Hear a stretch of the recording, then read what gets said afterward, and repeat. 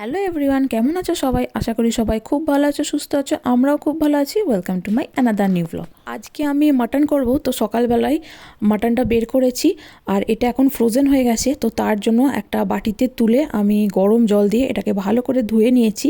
তো ধুয়ে নেওয়ার পরে তারপর আমি এটাকে ম্যারিনেট করছি হচ্ছে দই, একটুখানি টক দই, নুন, হলুদ গুঁড়ো, কাশ্মীরি লাল মির্চ, ধনে গুঁড়ো আর জিরে গুঁড়ো দিয়ে তো এটাকে ম্যারিনেট করে বেশ কিছুক্ষণ রেখে দেবো। আর এই মাংসটা আমরা এনেছি হচ্ছে মাছের বাজার থেকে। তো ব্রাইটেনেও মাটন পাওয়া যায়, এতদিন আমরা ব্রাইটেন থেকেই আনছিলাম। তবে ওই মাটনটার দাম হচ্ছে 750 টাকা কিলো, আর এই মাটনটার দাম হচ্ছে 950 টাকা কিলো। তো ওই মাটনটা আমি একবার রান্না করেছিলাম, তো ওই মাটনটার টেস্ট কিন্তু এই মাটনের থেকে একদম অন্য রকম। তো ওটা অতটা ভালো লাগতো না আমার খেতে, আমাদের দুজনের কারোরই ওটা খেতে ভালো লাগতো না। আর ওটা সেদ্ধ হতেও অনেকক্ষণ টাইম লাগতো, মানে মোটামুটি 13-14টা সিটি দিতে হতো সেদ্ধ করার জন্য। আর ওটা অতটাও ভালো টেস্ট হতো না, অনেক মানে ভালো করে রান্না করতে হতো। তো সেই জন্য ওটা অতটা আনতাম না। আর মাটন একবারই এনেছিলাম। তো তারপরে প্রেগনেন্সিতেও আমার মাটন খেতে খুব ইচ্ছা করতো, তো সেই জন্য রান্টু দুবার এনেছিল আর ওই দুবারই ও রান্না করেছিল। তো তখন খেতে পেরেছি, তখন ভালো লাগতো খেতে।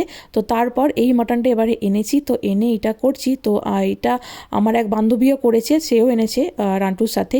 তো সেই জন্য তাকে একবার জিজ্ঞেস করে নিলাম যে এটাতে কতগুলো সিটি মারতে হয়। তো তখন ও বললো যে এইটাতে মাত্র মানে একদম লো হিটে মাত্র 20 থেকে 25 মিনিট রেখে দিলেই এটা সেদ্ধ হয়ে যাবে।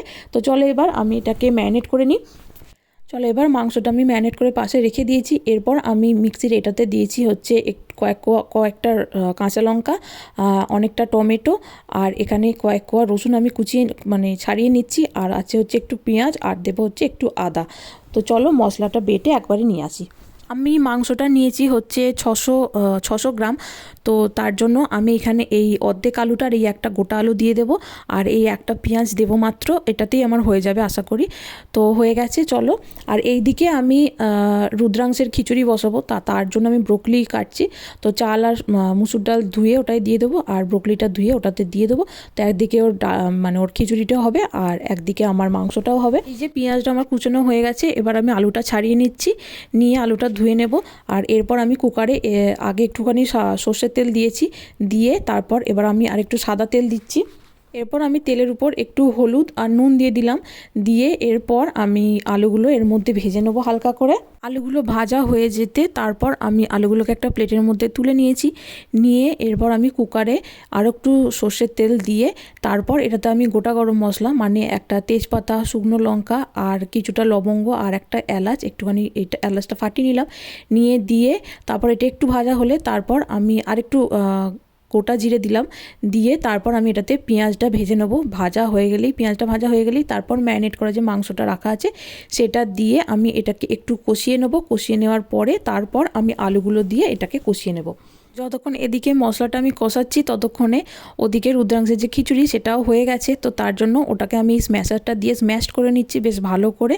আর এরপর আমি এই খিচুড়িটাতেই আর একটু হলুদ আর একটু অল্প একদম 1 চিমটে জিরে দেবো। আর ওর খাবারে এখন তো 9 মাস চলছে, তো সেই জন্য ওর খাবারে অল্প অল্প এইভাবে মশলা অ্যাড করতে পারবো এখন আমি, যাতে ও মশলা আস্তে আস্তে খেতে পারে সেই জন্য। তো এইটা হয়ে গেলে ওর খাবারটা আমি নামিয়ে রাখবো। তো তার আগে ওর যে বাটিটা আমি নামাবো খাবারটা ঢালবো, তো সেটাতে একটুখানি ঘি দিয়েছি। আর একটুখানি আমি ড্রাই ফ্রুটস গুঁড়ো করে রেখেছিলাম, সেটাতে আছে হচ্ছে পেস্তা, আমন্ড আর কাজু বাদাম। সেগুলো আমি একটা কড়াতে হালকা রোস্ট করে নিয়ে তারপর সেটাকে আমি একদম ঠান্ডা করে নিয়ে তারপর মিক্সিতে গুঁড়ো করে রেখে দিয়েছি। তো এই যে দেখো আমি এটা বাটিতে ঢেলে নেবো, আর ওটা আমি 1 চামচ মতো এই খিচুড়িটায় দিয়ে মিশিয়ে নিয়ে তারপর ওকে খাওয়াবো।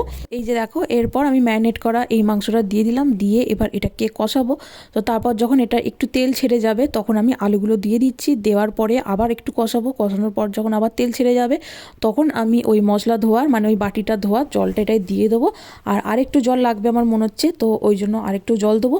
আর ওই বাটিটাই ধুয়ে দেবো। আর আমার মাংসের আলু খেতে খুব ভালো লাগে, তো সেই জন্য আমি মাংসটা অনেকটা আলু দিয়েছি। আর এই যে দেখো হয়ে গেছে। তো এরপর আমি এটা সিটি দেওয়ার জন্য চাপা দিয়ে দিলাম, আর 20 মিনিট পরে আমি এটা খুলে দেখবো হয়েছে কিনা।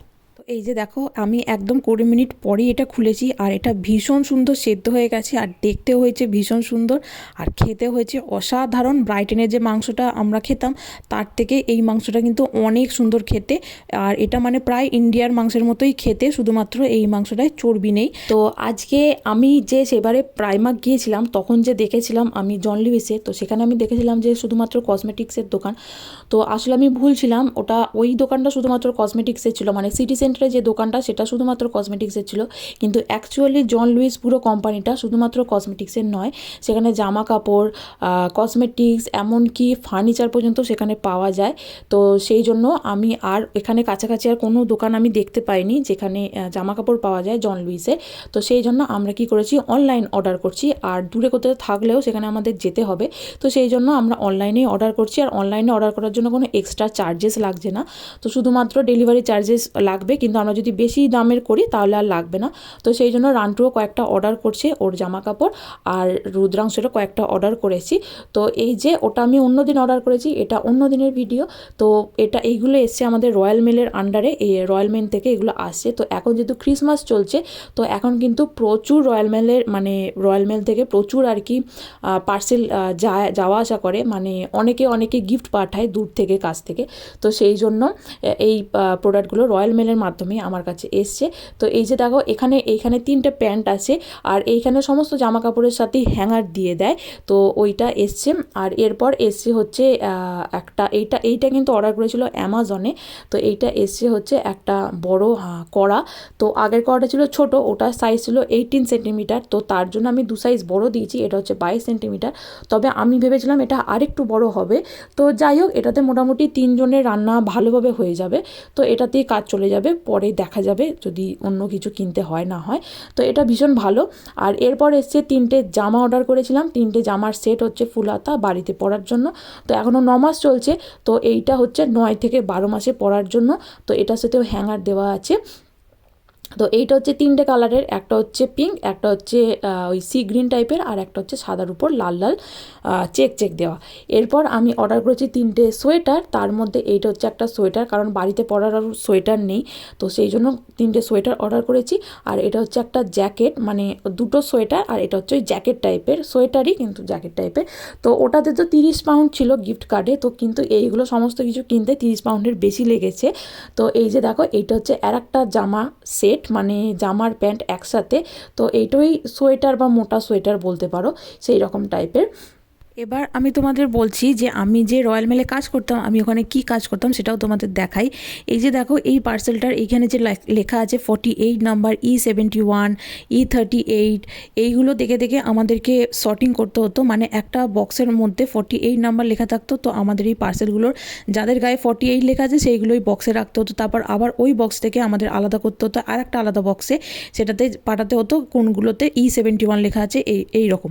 তো এইভাবেই আস্তে আস্তে সমস্ত পার্সেল আমাদের আলাদা করতে হতো। তো এইখানে আমাদের প্রচুর ফিজিক্যাল এবং মেন্টাল ওয়ার্কও লাগতো, মানে প্রচুর খুঁজতে হতো নাম্বার এইভাবে, কারণ শুধু 48 তো থাকতো না, তার সাথে 39, 51 এই ধরনের অনেক নাম্বার থাকতো, এবং এখানে অনেক কাজ করতে হতো আমাদের।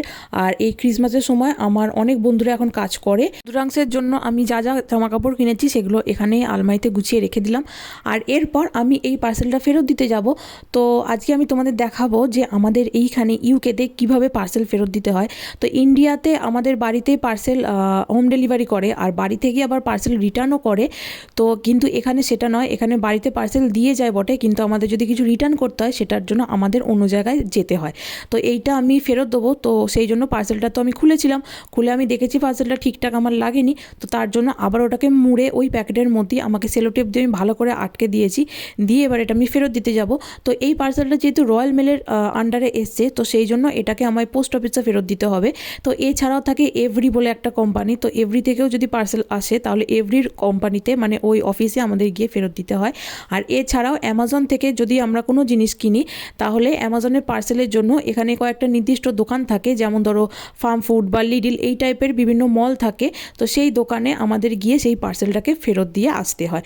তো এই যে দেখো, আমি এখন পোস্ট অফিসে চলে এসেছি। এরপর এরা এই পার্সেলটাকে একটা ওয়েট মেশিনের উপর রাখতে বলে, তো রাখলে এখানে এইটার ওয়েট দেখে তারা একটা লেবেল বের করে এই পার্সেলটাতে আটকে দেয়, দিয়ে ওরা ওটা অ্যাকসেপ্ট করে নেয়। আর এরপর আমাকে একটা রিসিপ্ট দেয়, যাতে আমার কাছে একটা প্রমাণ থাকে যেটা আমি রিটার্ন করেছি। আর এছাড়াও আগে আমাকে অনলাইনে কিন্তু ওটা রিটার্ন অপশান আমাকে ক্লিক করে রাখতে হয়, আর সেখান থেকে একটা কিউআর কোড দেয়, সেই কিউআর কোডটাও এখানে দেখাতে হয়, আর ওরা সেটাকে স্ক্যান করে নেয়। যাতে আমি আর একটা কথাও বলে রাখি, এই ডিসেম্বর আর জানুয়ারি আমরা ইন্ডিয়ায় থাকবো, তো সেই জন্য আমি তখন কোনো ভিডিও পোস্ট করতে পারবো না। তার কারণ হচ্ছে ওখানে আমার ইন্টারনেট থাকবে না কানেকশান, সেই জন্য। তো যদি কিছু ভিডিও করি সেগুলো আমি এখানে এসে তারপর আমি পোস্ট করব। তো চলো তাহলে আজকের ভিডিওটা আমি এখানেই শেষ করছি, আর একদিন দেখা হবে অন্য একটি ভিডিও। তোমরা সবাই ভালো থাকবে, সুস্থ থাকবে, আর আমার ব্লগগুলো যদি ভালো লেগে থাকে তাহলে অবশ্যই লাইক, কমেন্ট ও শেয়ার করে আমার পাশে থেকে আমায় মোটিভেট করো।